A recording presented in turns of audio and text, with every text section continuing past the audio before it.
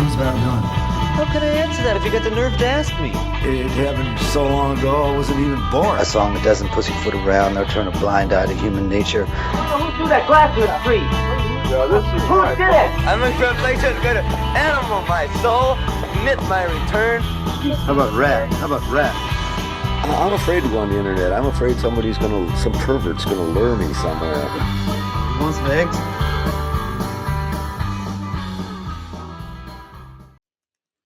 My name is Laura Tenchett.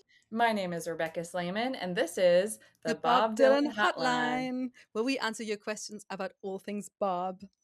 Hi, Rebecca. Hi, Laura. How are you? How did you celebrate Bob's birthday? I celebrated Bob's birthday. Well, we had our Patreon Zoom in the evening. We sure did. Which was really fun, actually. I thought that was such a nice way to, celebrate the birthday with some community and by, talking about what he means to us and toasting to his health and all of those things. You joined, right. You were there. Yeah, I forget that was the evening for you. It was like the middle of the afternoon for me.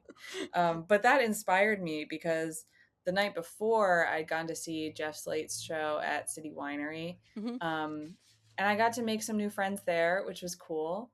It's so interesting, the crowds at Bob Dylan events in New York City tend to be like a very specific crowd that seem to be looking for like the nostalgia factor. It's not so much the people you would find at a Bob Dylan concert sometimes, because they're looking for, the tribute experience. They want to hear the hits. But you can usually find some diehards like us, which is fun. That in of itself is so interesting, isn't it? That you are more likely to get that kind of nostalgia factor from tribute shows, cover shows, than from an actual Bob Dylan concert. I mean, that's very telling to me. Yeah. Any concert really like that is for an older audience. It's usually like an older act themselves. It's all these like cabaret style shows in New York that I've seen, at least, which is definitely like a different vibe than Bob himself or like, I don't know, other kinds of artists. And then so after we had the Zoom, I was inspired. I was like, I had a tour, I had the Zoom, and then I was like, well, let's keep the celebration going. I wasn't even planning on doing anything, but I found out my friend Dustin Lohman, who sent in a question to the show, was playing at Cafe Wa with 4 other people. And that was lovely. It was like 5 of them, all with acoustic guitars, and they would one by one go down the line and sing the song, their favorite Dylan song. And then Dustin was like the most Bob Dylan-y of all of them because he had 5 harmonicas, and during the song someone would say, Dustin, you got a harmonica in D? And he'd be like, yeah, and then go right into the solo, which is just what Bob would do back in the days of Cafe Wa. He was accompanying the MC Fred Neil and other folk artists. He was Bob Dylan maxing. Yeah, I mean, I didn't do anything else on Bob Dylan's actual birthday, in part because I was at a festival the day before and was only coming back on the Sunday.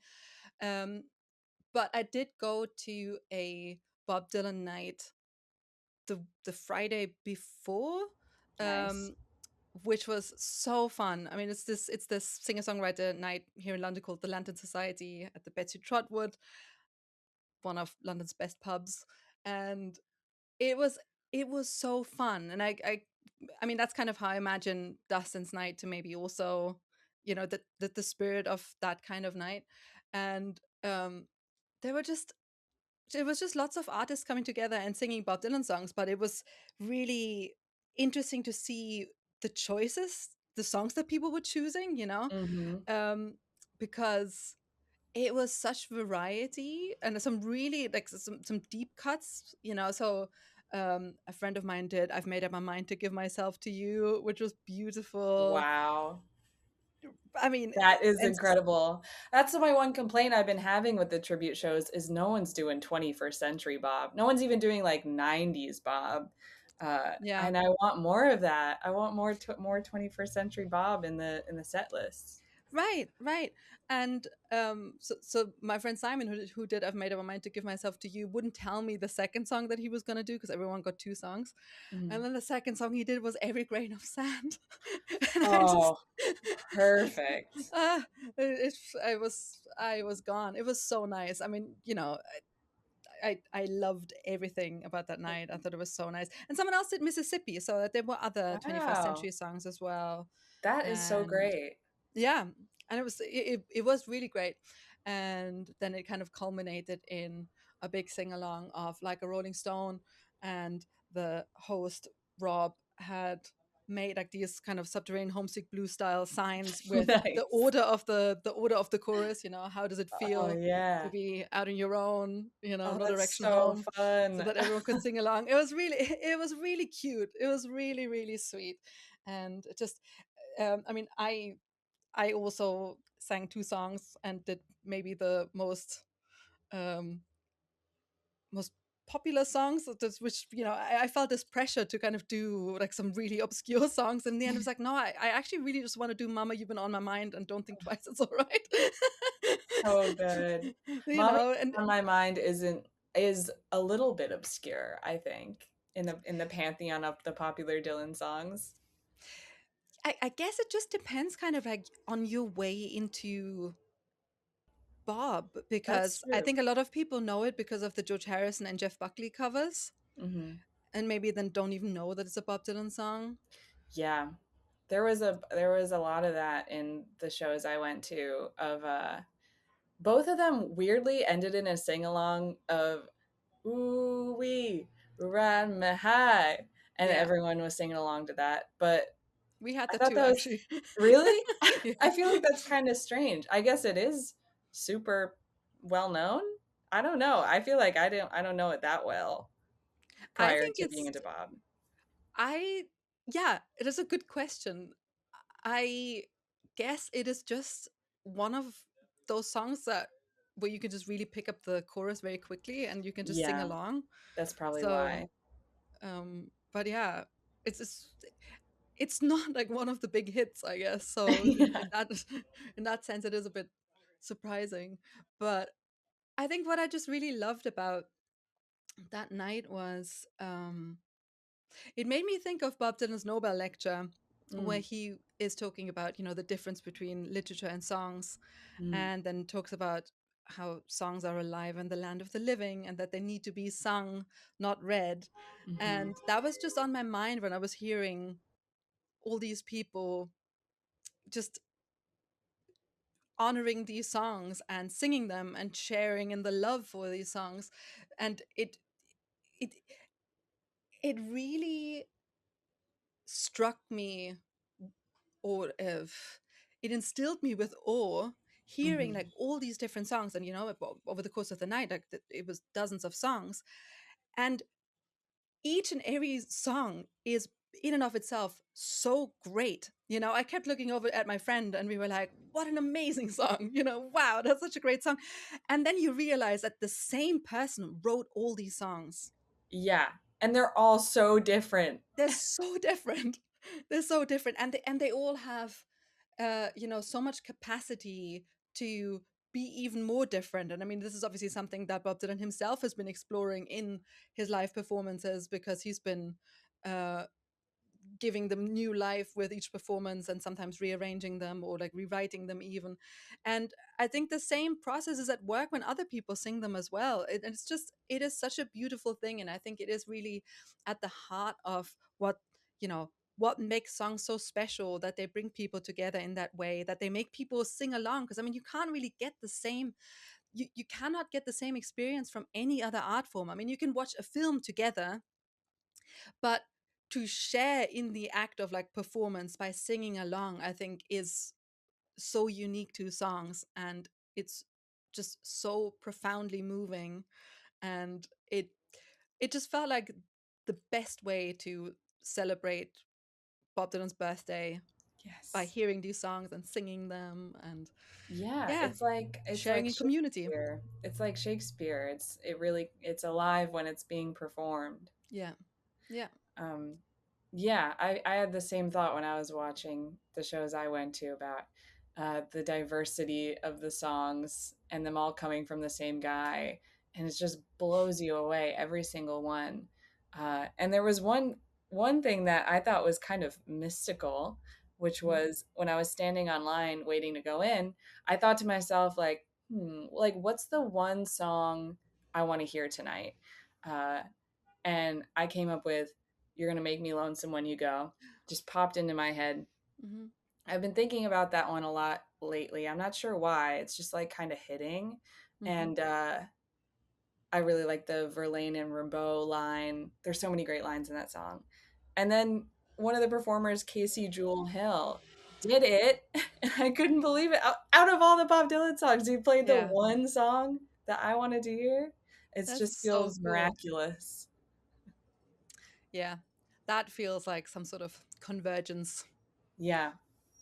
Oh, Yeah, that's so and nice. if anyone wants to if you want to know where Bob Dylan wrote that song, take my tour. I'll show you the exact spot.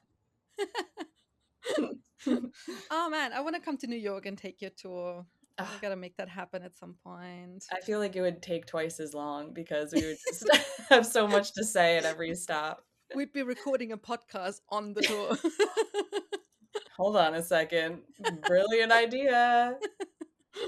Well, but we obviously also don't want to give away all the I secrets of your know. tour. We We want would people put to it actually behind take a the tour. paywall, Yeah, yeah, $100 right. for every listen.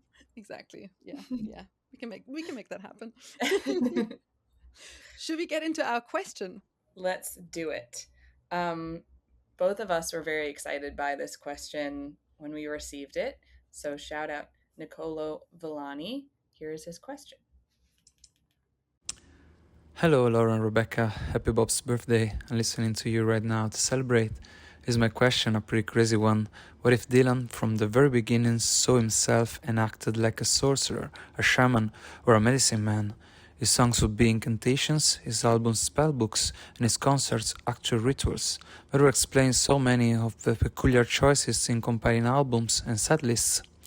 Personally, I want to believe his magic has something to do with ghosts. What do you think? Wow. This is such a cool question. Yeah. Sort of a thought experiment.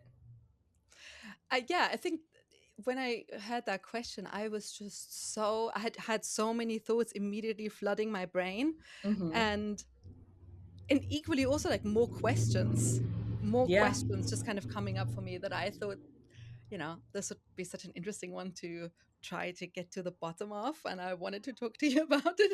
And Yes. luckily, I think we were both on the same page. Yes. I have done quite a bit of research in areas similar to this. I feel like I'm always bringing it up, but the Denmark conference when we did Dylan and Yes. Masculinity, mine was about the divine feminine. And I looked into Dylan's relationship with the divine. And then I'm currently in grad school. I just finished taking a class called Magic and Ritual Power.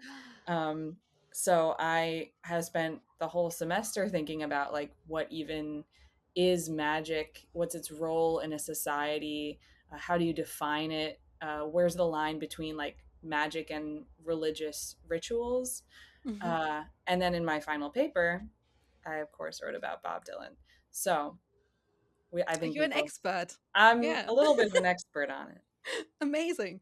Well, do you want to get us started? Do you want to just talk about what came up for you, or what this reminded you of, or how it related to what you've been thinking about?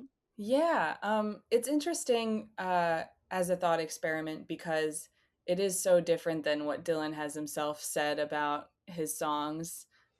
Well, on one hand, I think the best example of him talking about it is in the 60 Minutes interview when he says that uh, writing those early songs in the 60s were like a magic. It's not a Hmm. Siegfried and Roy magic, but a deeper kind of penetrating magic. That word penetrating is also so interesting when we're thinking about gender Hmm. and the way magic moves through Bob, or says that it moves through him. But in another sense, Dylan sort of constantly denies that his songs are anything more than what they are. Like he doesn't claim to be a prophet. He doesn't claim to be a shaman or any of that. He's just a songwriter.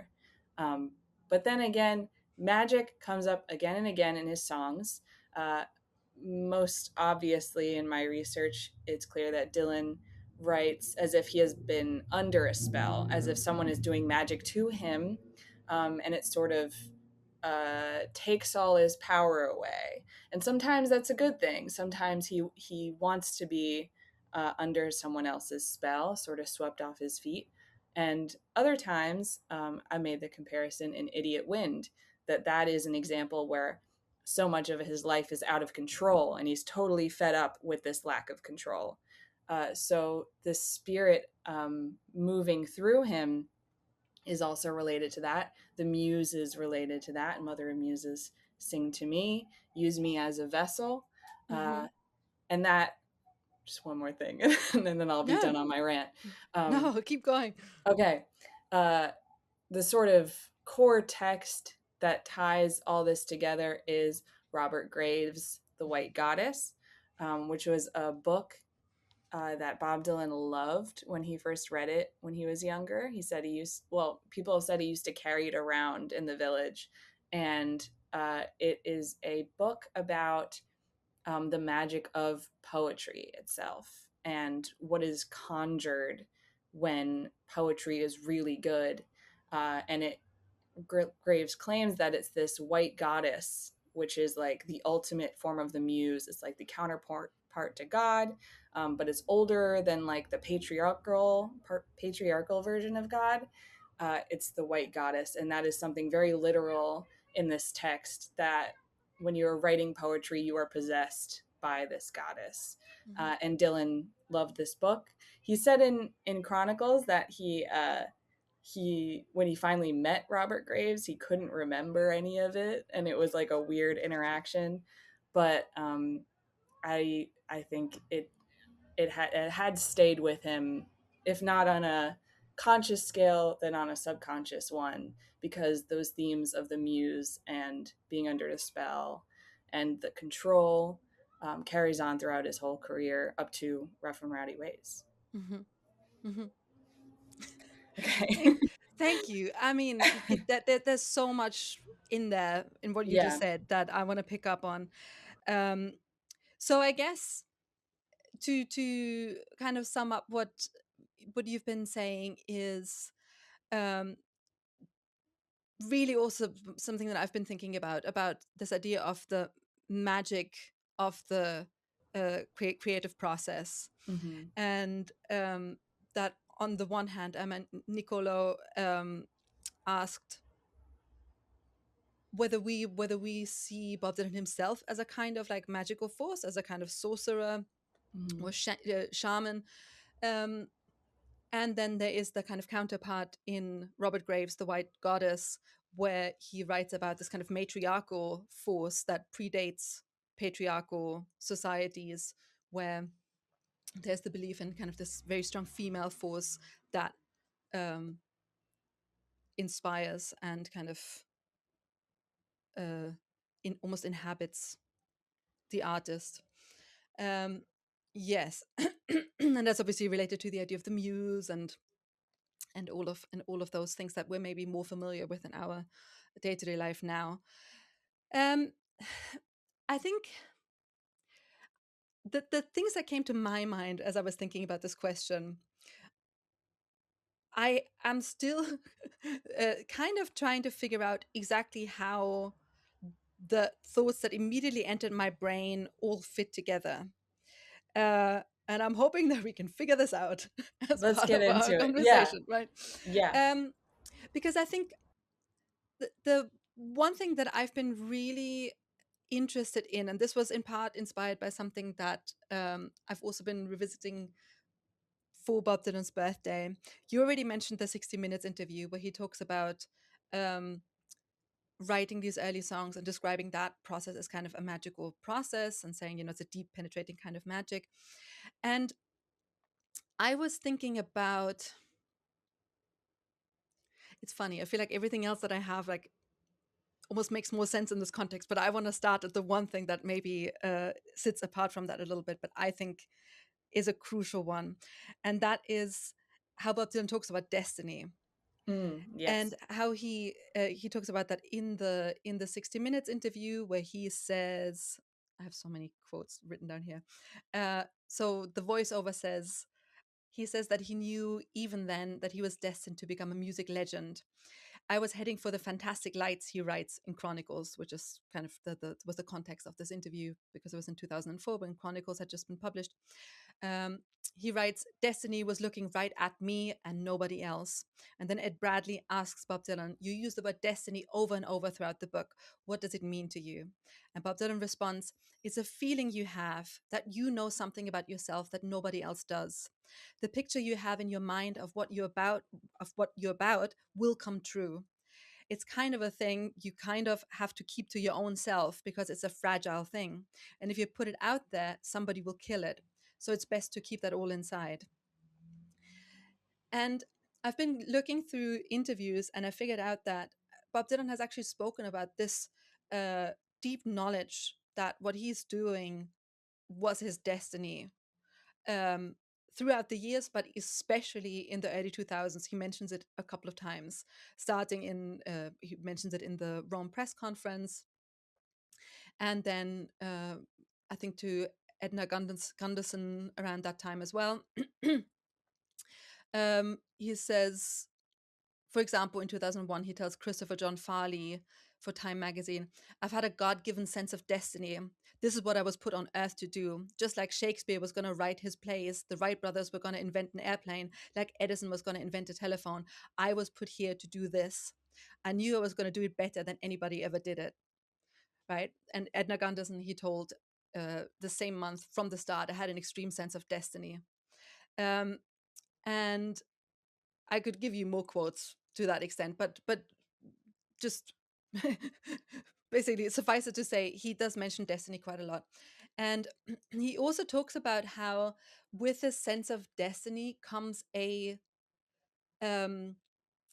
almost like, he doesn't call it like that, but I would describe it as almost like a kind of tunnel vision where you can see the future. You know that this is going to happen, and all you need to do is basically walk that path and walk towards that future that you see for yourself and that you're convinced will be yours. And this is immediately what I thought of when we were talking about him as this kind of sorcerer. Mm-hmm. Because even though I don't think there is necessarily sorcery in that, but I think that there is something about, now we would maybe say manifestation, or I don't know, jumping timelines, or whatever you want to call it. But I think there is something quite mystical about owning the path that you see ahead of yourself. And to me, that was related to what we're talking about. Does that resonate with you? Totally.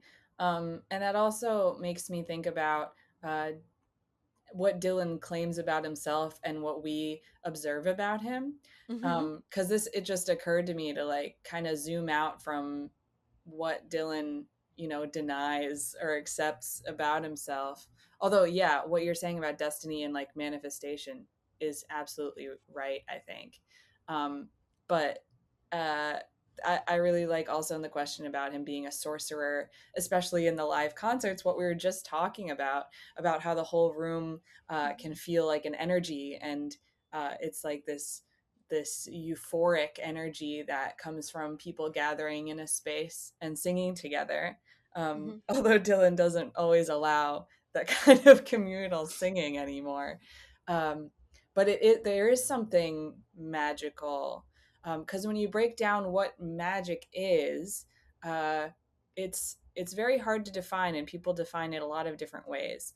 But if you define it as a sort of power that comes from a ritual, which is what a lot of magic manifests as, that we can see like on this earth, on this plane, is just the power that comes from a ritual. And that is what Bob Dylan is doing. He is Mm-hmm. performing rituals. He is enchanting us when he sings in front of a crowd when he plays live, and that was made even more stark when we see these tribute shows, I think, because it's so great. It is that communal experience, but it is different than Bob himself animating these songs in his own live way. So I would agree with the premise of this question, in a sense, that Dylan perhaps is a sorcerer or conjurer in some way, whether he likes it or not. So I want to go a little deeper. Let's do it. If we may. So the next thing that I was thinking about was, Bob Dylan wrote about magic in the philosophy of modern song. Mm-hmm. And if I may take a little sidebar first, because I don't think we've spoken about this on this podcast. Or Is maybe it we have Witchy actually. Woman? Yes. Oh, we have spoken about Witchy Woman. You said this is one of the worst things that he's done. I forgot about that. But In one sense, this, I love it. In another, I hate it. yeah. But yeah, continue. But I had this thought today because I was reading the chapter on Black Magic Woman. Mm-hmm. And it struck me how that is almost the exact counterpoint to Witchy Woman, where he also talks about like a magical woman with magical powers, but there she has him in her spell and protects him and makes him rich. And I don't know, it struck me as like almost those two can be read as kind of counterpoints, counter chapters. I want to see that. Also, it was Cheaper to Keep Her is the one that I said was the Oh, worst, that's the one. Yes, because yeah, that's yeah, what was yeah. Yeah, bookmarked you're in right. this You're right. copy. Yeah, But yeah, keep going. I actually think Witchy Woman, that chapter is actually really funny. I really like Yeah, that chapter. it is. Yeah, but I do really agree with Cheaper to Keep Her. I do agree with you on that. But Yes. so in the second part of the Black Magic Woman chapter, Dylan talks about magic and music. And he writes, E.B. White had a saying about humor that seems applicable to music. Analyzing humor is like dissecting a frog. Few people are interested, and the frog dies of it. And then he goes on and says, the magic that happens when lyrics are wed to music. Some would call that marriage chemistry, but chemistry seems too based in science and therefore replicable. What happens with words and music is more akin to alchemy, chemistry's wilder, less disciplined precursor, full of experimentation and fraught with failure, with its doomed attempts to turn base metals into gold. People can keep trying to turn music into a science, but in science, 1 and 1 will always be 2. Music, like all art, including the art of romance, tells us time and again that 1 plus 1, in the best circumstances, equals 3. I am so glad that you brought this chapter up. I should have consulted this as well, because there's like a quote in here that's so similar to the Robert Graves in the first part, where it's talking about the witchy woman, Mm-hmm. where she's your Witchy champion Woman bull or the dyke. Black? Black magic woman, sorry. Yeah. She's your champion bull dyke, your spider woman, your hoochie coochie queen. She puts you on the top level. And then earlier he says, she's the bad fairy, the evil genius who turns you into a werewolf, gives you horns and a cloven hoof, but you have no other option. The female spider, or the queen bee, whose embraces death. And here we have the spider woman. Oh yeah, he definitely took It's that from Graves. Yeah. Well, yeah, the whole list format in that way too is exactly the same as in the Yeah. Graves book. Yes, keep going. But I just want to stay for a moment with this idea of alchemy. Yes. And alchemy as basically art as alchemy, because I was also reading Robert Shelton's book No Direction Home, the first authorized Bob Dylan biography. I think maybe to this date the only authorized Bob Dylan biography, unless the Douglas Brinkley one ever comes out. And Robert Shelton writes and this is kind of I don't even exactly know where this shows up. I was kind of flipping through it. He writes, alchemy, Robert Shelton, alchemy is also a metaphor for the poetic process. Balzac, in The Human Comedy, wrote, to make gold was their point of departure, but they were looking for something better. They wanted to the essential molecule. They were looking for movement at its beginning. And then he writes about Wallace Foley discussing Mallarmé, the poet, and says, what the poet does is very close to a magical creation. In a deliberate darkness, he calls up an object that has been silenced by means of words that are elusive. What happens next is truly magic. By the enchantment of letters, the words begin to glow until the illusion they evoke is equivalent to what the eyes of a man can see in the material world. The occupation of the poet, quite in keeping with the ancient occupation of the alchemist, is the measuring or dosage of essences. Only the magician or the alchemist was able to apply the formula and concoct the potions. So this brings us to this idea of the artist as magician, the artist as an alchemist, right? And if I may continue, if I may take you further along on my journey of this, Please, because yes. the other first thing that came to my mind when I heard this question, and it's very interesting because that's actually how I landed on Robert Shelton, because he also wrote about this, is the tarot card, the Magician, which is the first key, so it's number 1 in the major arcana. And Robert Shelton actually writes that he often associates Bob Dylan with the card of the Magician. And he has spoken to Bob Dylan about the tarot, and I'm sure some people will be rolling their eyes now because they don't believe in the tarot. But the fact is, there was at least a certain time in Bob Dylan's life when he was also very interested in the tarot.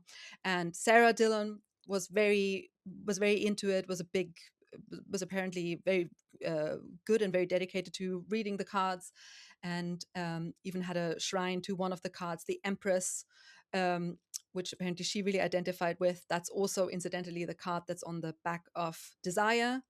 And kind of also aligns with the character of Isis in the song. So, but the Magician is the first card, and for those, I don't know how familiar you are with the tarot, or whether you know anything about kind of the major arcana.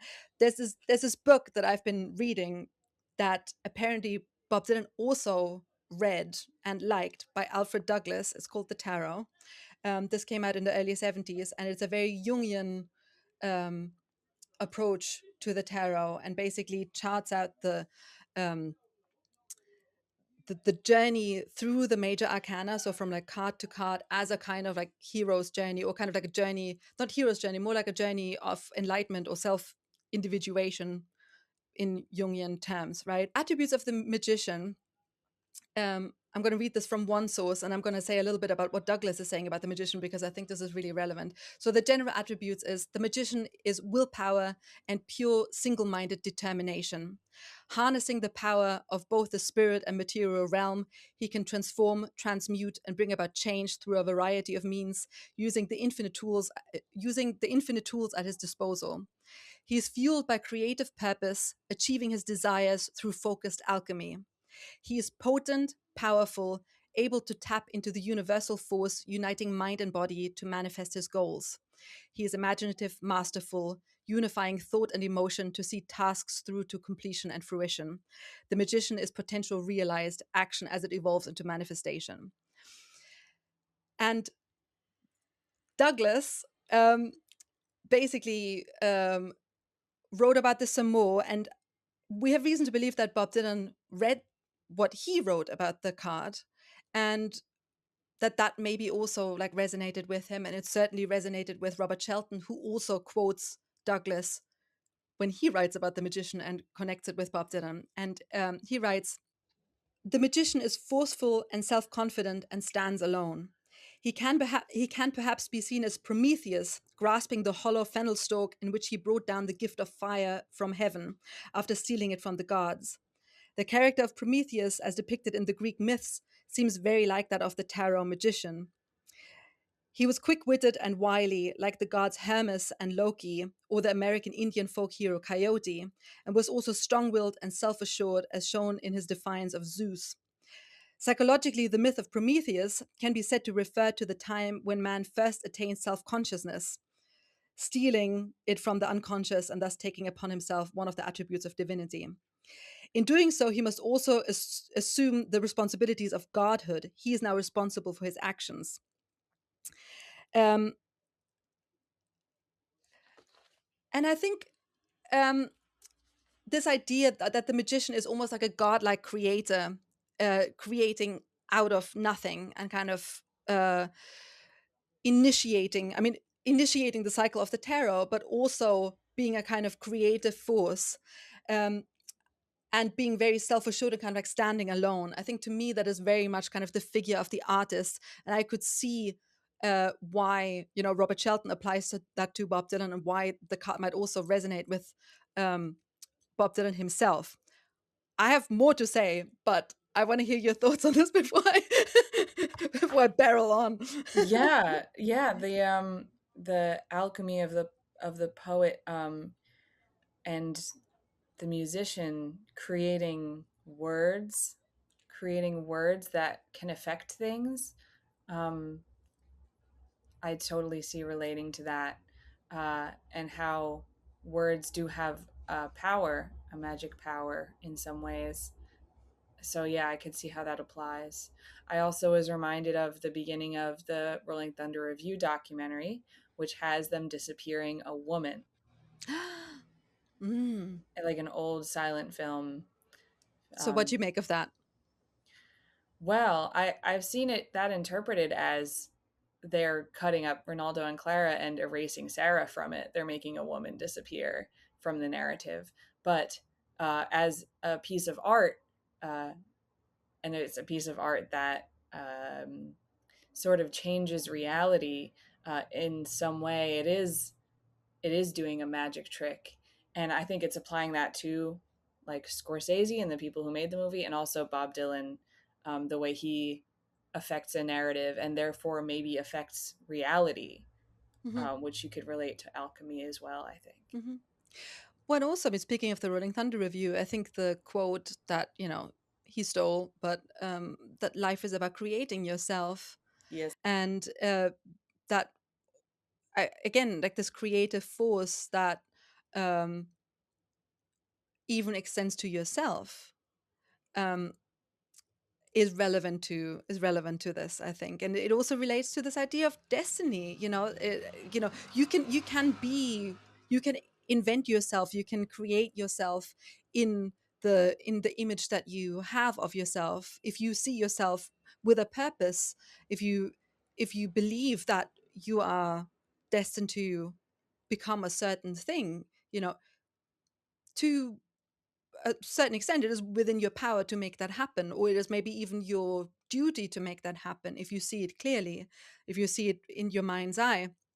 And that in of itself is, seeing life as a creative project, and seeing yourself as a creative project in a state of becoming, which I think is beautiful. And I think there is a magic to that as well. There is a kind of a transformative process that I think you can assign a certain magic or a certain alchemy to. Yeah, and that being a more everyday thing as opposed to the role of one person is how it was in ancient Greece and Rome and Egypt as well. Is anyone could do a spell, anyone could do magic, and it was just a part of your everyday life. And also, the only time it was illegal is if you were doing it to harm somebody else. So if you're doing a love spell, that's fine. And there's different like interesting things to go into, and how those love spells also relate to things described in Bob Dylan songs of what kind of spell he's under, which I think is more of an erotic spell. But that would be illegal if you cast a spell that made your neighbor's crops fail to grow, or you cast a spell that stole someone's husband or Yeah. something like that, that would be illegal. But it was all so part of everyday life that it was, just accepted. Everyone can do magic. Yeah. Yeah, I think that is really interesting. And um I mean, God, I mean, we could talk about this for ages. I do think that there is something about, I think the same communal power and energy that we experience at a concert, for example, or in a communal setting. I mean, that's what church is for as well, right? It is about um, having a powerful experience together, and like kind of coming together in the spirit is the idea of church, right? Um, but I think there are ways to have these kind of communal experiences outside of the church as well, and I think there is you, I think you can call it magic. I think that's one way of calling it, but I think um, there are other ways to describe it too. You don't. I personally think magic is a beautiful way to describe it, but uh, I think we're all very powerful, and there is um, there is a lot of power in human desires and the human urge to create, and I think that's kind of what art is imbued with, and that's why art is so powerful, because it makes us feel, it brings um it's I mean, especially music is so visceral, so it brings out all these feelings in us, and I think that can be uh a very powerful thing. And I think that's good that you brought up church and music in churches, because like mega churches now, evangelical mega churches have taken music that was, you know, popular starting in the 70s and use that to emotionally, manipulate people. When you have these big that like Christian rock bands who play in these services have figured out like the science of how to get the most like chill inducing reaction from an audience. Mm. You'll see this a lot in like youth group retreats or whatever. They'll have like a rock band, which is so Yeah, yeah. interesting when you think about like how rock music is used in this way, because it does have this power, and then used to attribute that to one certain deity, to the god that they want you to worship, to be like, Yeah. um, if you're having this reaction to the music, no, it's actually coming from God. But I think it's in a way, I think it's always been that way. When you think about, these big cathedrals with these massive pipe organs, Yeah. that they had this booming, loud, awe-inspiring sound, or have. Hmm. And again, I think it was to instill the feeling of power and awe in Yeah. you as part of the service. And obviously gospel music, gospel Hmm. music was so um uh emotion, or is so emotional, and so it can like whip you up into a frenzy. It's so strong. Mm. So it's, I think, it's not a coincidence that music has long been a part of these rituals in the church and um Religion. in religion, exactly.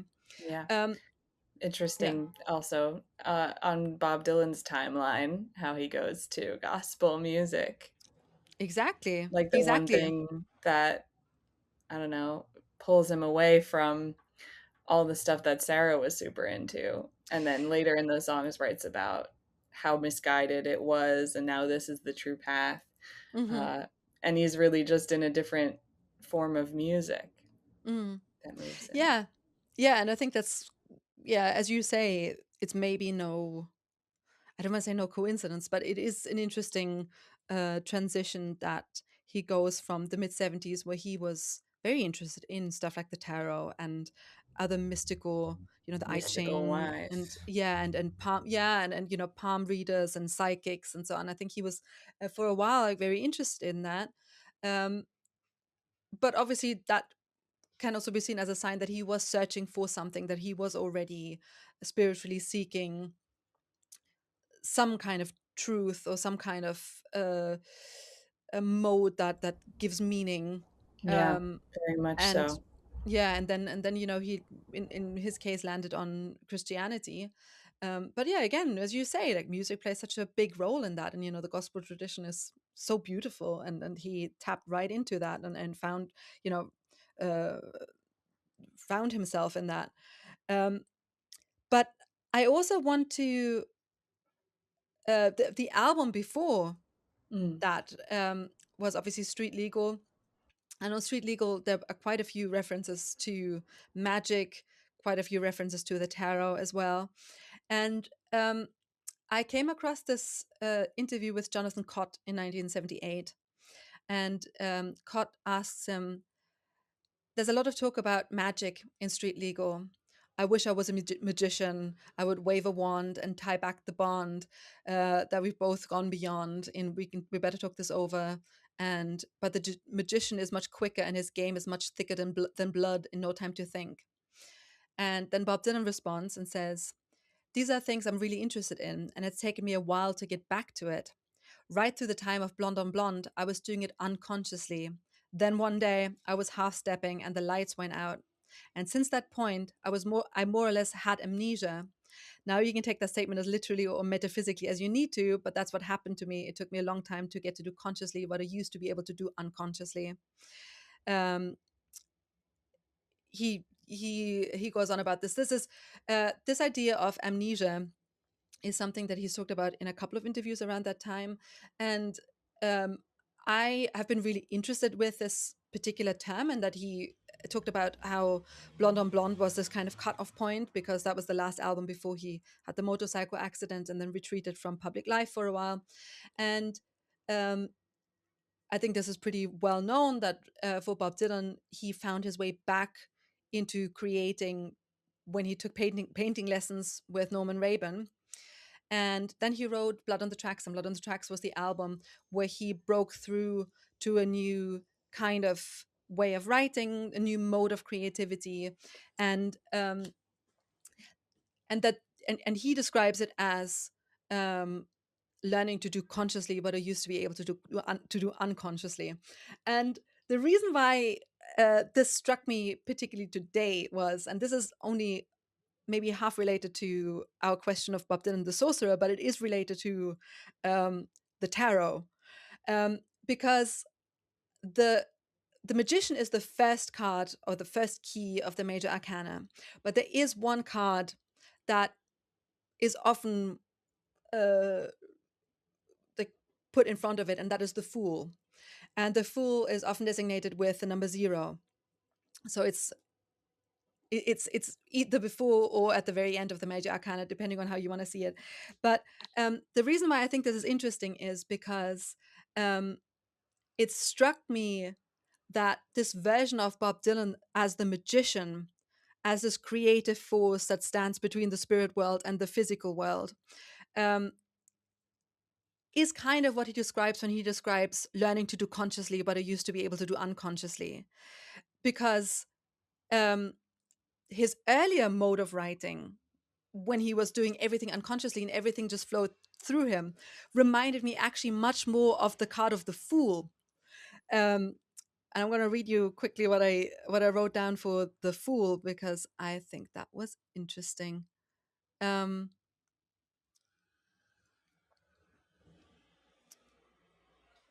Yeah. So what Douglas, again, the Jungian writer, writes about the Fool is his lack of experience in the ways of society is seen on the surface to be a disadvantage, but in reality, it ensures that his mind is not closed to unusual experiences that are denied to ordinary man. He is the vagabond who exists in the fringe of organized life, going his own way, ignoring the rules and taboos with which men seek to contain him. He is the madman who carries within him the seeds of genius, the one who is despised by society, uh, yet who is the catalyst. Oh God, hold on. I think my notes are a bit. Yeah, he is the madman who carries within him the seed of genius, the one who is despised by society, yet who is the catalyst which will transform that society. That really reminds me of a young Bob Dylan bursting on the scene, like writing unconsciously and just having, the seeds of genius within him and ignoring the rules and taboos with which men seek to contain him. And I thought it was interesting that he almost comes back to this in the 60-minute interview when he talks about like the deep penetrating kind of magic that he didn't have access to anymore, but now he can do other stuff. So I thought that was kind of interesting. If we want to apply these cards about to different types of creativity or different types of stages of consciousness, I think that's interesting. And also the Fool is a card that Bob Dylan is clearly also very familiar with. It shows up in Joker Man, because Douglas actually writes that the Fool reversed is the Joker. And he says, hold on. Yeah, the negative aspect of the Fool reveals the Joker, who chases in pursuit of extravagant amusements, heedless of the chaos and anarchy he leaves in his wake. The heady joy of the moment is his only concern. And that to me is like very Joker Man. And in Joker Man, in the outtakes, he actually even sings a line, so drunk, standing in the middle of the street, directing traffic with a small dog at your feet. And the card of the Fool portrays a little dog at the Fool's feet. So that's clearly a reference to the card. And if I can say just one more thing, this idea of the magician as one type of artist and the Fool as a different kind of artist, I was reminded of a quote that I don't think I had previously fully understood when Bob Dylan talked about Leonard Cohen. At one point, he said, Leonard Cohen, he's the number one, but I'm number 0. Yes.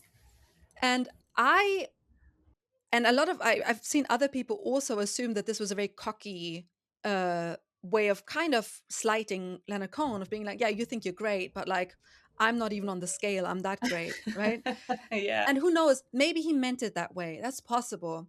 But I could also see it relating to Leonard Cohen as the magician, as this creative force, and Bob Dylan almost portraying himself as the fool who is just unconsciously kind of wandering through life, doing the best he can. Yeah, and that maybe totally not fully knowing what he's doing, that totally applies to what Leonard Cohen talks about how he works so long on his songs and Bob like writes it down in 15 minutes or whatever. It's like Exactly. just flowing through him versus that hard work of doing the alchemy.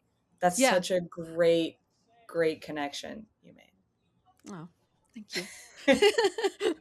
Yeah, I guess these are my thoughts on the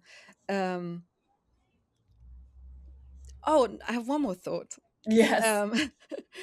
The idea of the creative process is alchemy, which is what we're talking about, and I guess the magician and the alchemist are related, even if they're not like fully the same thing. But I think for our purposes and with what we're talking about, I think that you can see a relation or kind of a bond between the two, or kind of a kinship, I guess. I also am so convinced that Bob Dylan is still thinking about this a lot. And to me, obviously, the proof for that is on Rough and Rowdy Ways, My Own Version of You, and Mother of Muses. I did a whole episode on that, which I think was actually really good. I'm just gonna put that out there. I think I nailed it with that episode. I'm proud of that. So if anyone hasn't listened to that, I did a whole episode about kind of how Bob Dylan is exploring the different kinds of creative processes in these two songs. But I think it shows that he is really engaging with these different modes of creativity and contemplating again, am I the magician or am I the fool? Is this really my doing? Am I a kind of Prometheus or godlike figure, which he kind of like puts out there in the figure of Dr. Frankenstein, in my own version of you, building a creature, as if cobbling a creature together from different parts, just like he likes to write songs from different sources. And then, what does that say about me wanting this acclaim, wanting to be someone who um, maybe even strokes their own ego by being the big creator and wanting to be godlike in this way. And then also how much responsibility can you take for this thing that you've created when it might turn into a monster after the fact. um, and then on the other hand, Mother of Muses, which you've written about beautifully, or which you've talked about in your Denmark paper, and that relates much more again to the white goddess, and there being a kind of surrender to memory and to inspiration, and that being represented by the female, which is interesting, whereas like my own version of you is very kind of male ego driven. So I think that's a beautiful Yeah, and there's other, even in I Contain Multitudes, everything's flowing all at the same time. Yes. That came to mind when you were talking earlier. And Hello, Mary Lou, hello, Miss Pearl, my fleet-footed guides from the underworld. Rough and Rowdy Ways does seem to also follow beats of a journey, like you were talking about with the cyclical journey of the tarot. There's some imagery about descending into the underworld, which we talked about on the last episode as well. And how Dylan in his career, in his life, is always going through cycles, sort of. The motorcycle crash being one. I was so much older then, I'm younger than that now. What he writes about in Chronicles in the 80s when he's completely run dry, and he we always say it, he's reinventing himself. And he's always going through the cyclical journey. He's very non-linear in that way. There's a really great musical about this that is actually, they just announced it's being turned into a movie directed by Lin-Manuel Miranda. It's called Octet, and each song follows a card in the tarot. And cool. it's not about the tarot, but it uses that to tell the story. And it's about all these different people who are like addicted to the internet in different ways. And that one has the Fool at the end. And it's weirdly appropriate, I think, not necessarily Bob Dylan, but just us doing this podcast. It's about this girl who is like depressed, and teenage girl in high school who doesn't have any friends, but she has one friend on the internet who lives in Paris, and she feels seen, and she knows someone, and she represents the Fool. And I think it's a really good explanation of how the Fool is not just someone stupid or whatever. It's innocence. It's being the most moved by your environment, maybe. Which, and then it also applies to being a conduit for the muse, which Mother of Muses, after I did all that research for Denmark, it like makes me super emotional to hear now, because it's him acknowledging his life, like the meaning of his life, and what all of his career adds up to. And that even, you can say, Made Up My Mind to Give Myself to You being about his career or the audience or songwriting itself. it's just all so moving to think Mm-hmm. about for someone who is the greatest songwriter of all time, who also doesn't talk that much about himself, and we don't, know him personally, but publicly creating this work that is about his life as a songwriter. It's just so Yeah. beautiful. Yeah, and I think when you really look at Rough and Rowdy Ways and um,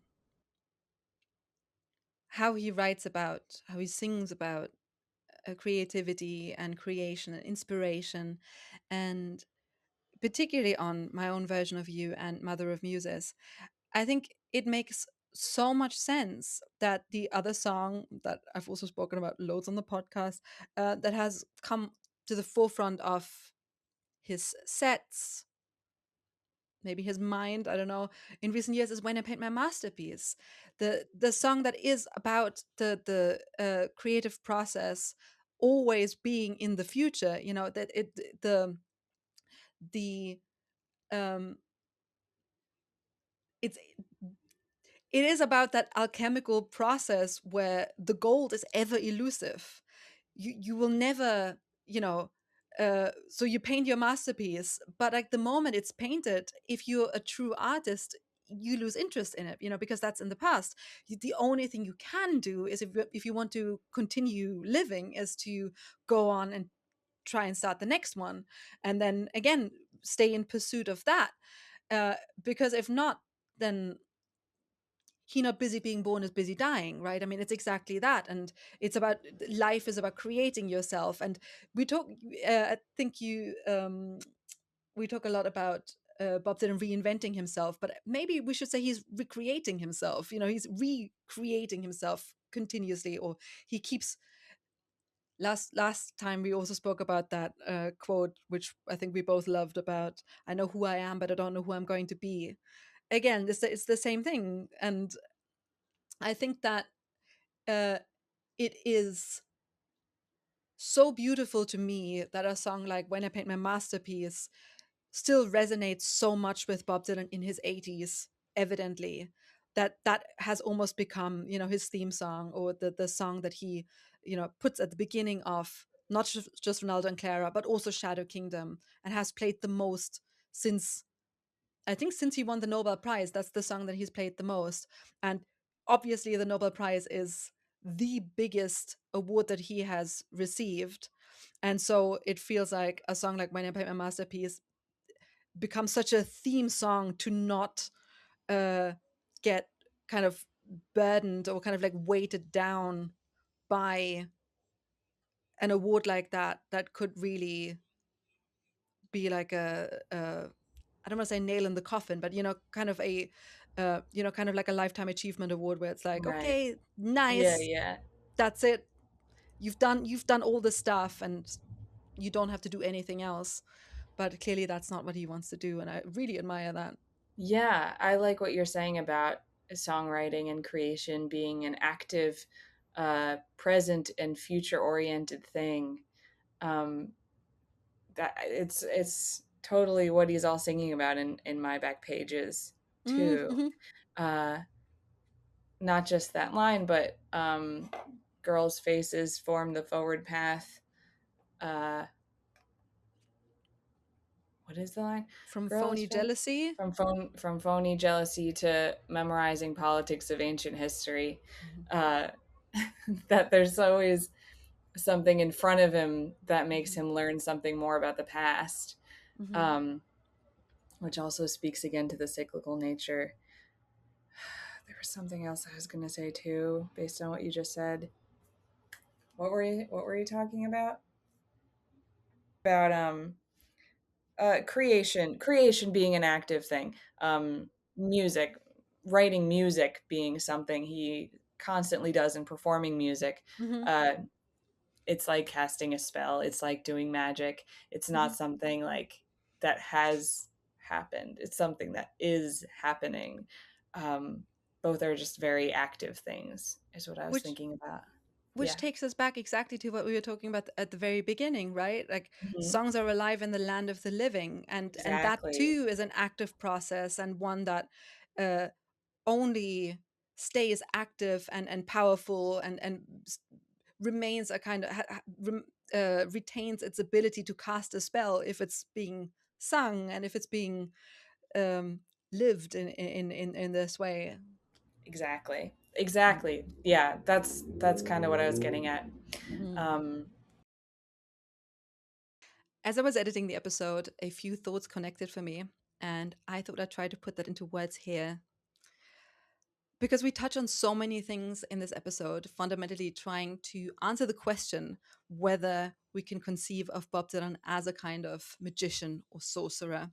And I guess we never quite define what these terms actually mean, but I was working with the definition of someone who has the ability to make things appear or disappear, and maybe even has the ability to influence fate. And I'd like to add one more quote from Alfred Douglas's book on the tarot, where he describes the magician in terms that I think very much apply to an artist like Bob Dylan as well. Because he writes, quote, "In mundane terms, he, the magician, is the man who uses his intellect and energy to explore and transform the world around himself, who is not satisfied with the way things are, but must ceaselessly search for meanings and alternatives."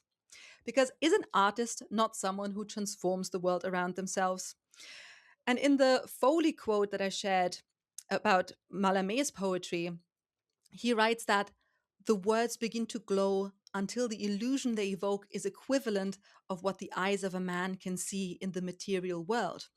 So, in essence, he is also referring to the transformative power of the imagination and the artist's creative force that breathes life into ideas, making them come alive. And this is the act of conjuring that I think is what Bob Dylan sings about in the song My Own Version of You. And yes, the singer in that song is a Frankenstein like figure who, strictly speaking, uses science rather than magic to bring a creature to life.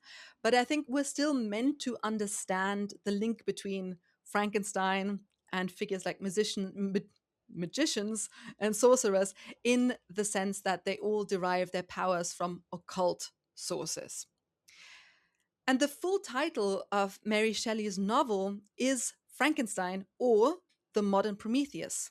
And Prometheus, whom we mentioned briefly in the conversation in association with the magician card, was the titan who, in Greek mythology, created humans in the image of the gods so that they could have a spirit breathed into them at the behest of Zeus. I took that definition partly from Wikipedia. But this life giving spirit also makes an appearance in the lyrics to My Own Version of You, where Bob Dylan sings, "You got the right spirit, you can feel it, you can hear it. You got what they call the immortal spirit. You can feel it all night, you can feel it in the morn. It creeps into your body the day you are born." And this immortal spirit stands at odds with the singer's own powers, because these lines are immediately followed by the singer declaring that all that he needs is one strike of lightning in order to jumpstart his creation to life. So, very different from an immortal spirit creeping into someone the day they were born. It's a lot more violent. Ultimately, the song My Own Version of You ends before we find out whether or not the singer succeeded with his mission to bring a creature to life. But I think it's no coincidence that the line about the spirit and the rhyme words with feel it and hear it hark back to one of Bob Dylan's own gospel songs.